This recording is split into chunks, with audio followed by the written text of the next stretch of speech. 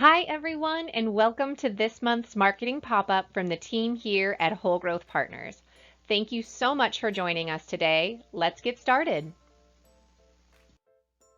My name is Jessica Jacobson. I'm in our marketing strategy team here at Whole Growth Partners and our resident experience alchemist. So we're talking LinkedIn today. It's 2022, and when you reach out to meet with someone, they're going to look you up online.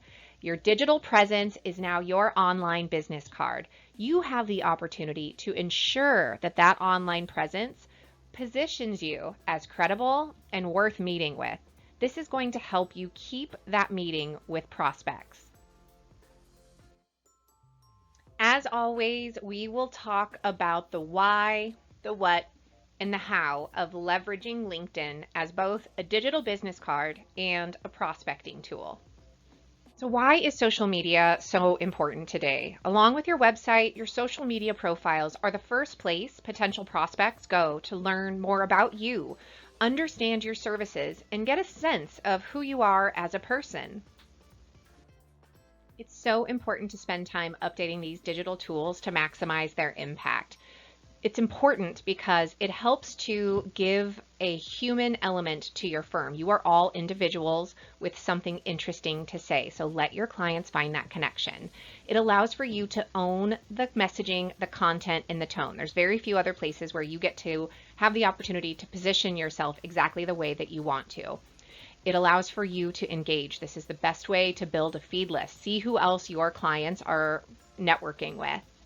It allows you to connect and engage with your existing clients to show support for the things that matter to them. And last but not least, it gets to position you squarely within the community that your clients and prospects also belong to. Okay, so let's talk the 3 Ps of LinkedIn. What could those be? These 3 things are what is going to reinforce your credibility, give you confidence, and get out there to connect with your clients and potential clients. So number 1, P, your profile. This is how you present yourself. The next P, reaching out, getting new business through prospecting. And last is how to engage with your network. This is where posting comes in. So we'll give you some do's and don'ts for the 3 Ps.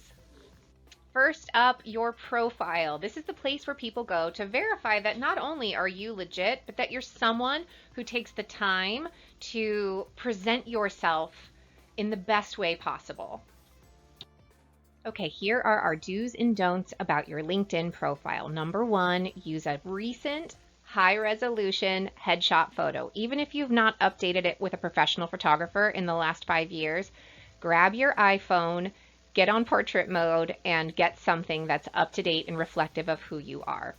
Let your personality shine. This is a great place to be your authentic self, showcase your personality, and let your clients want to connect with you.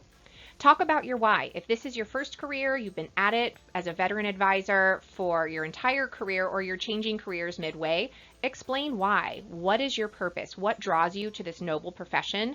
That will allow people to see why this career means something to you.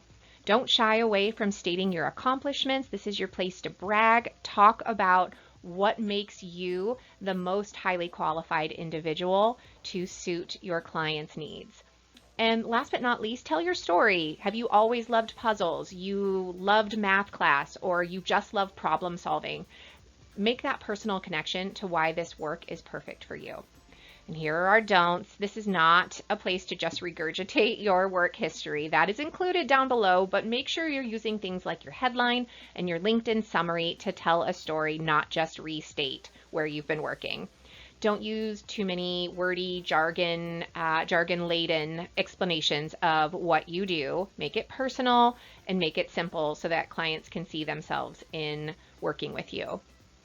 There's an opportunity with both within industry and a place to connect other URLs for your other social media profiles. Make sure you're taking advantage of that. Update your industry and connect those other profiles.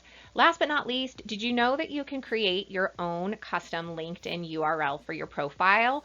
Make sure you grab that setting and get that updated so you can claim your own page. So we've talked about your profile. Now we're going to dig into the how of prospecting and posting. Okay, so let's dig into prospecting.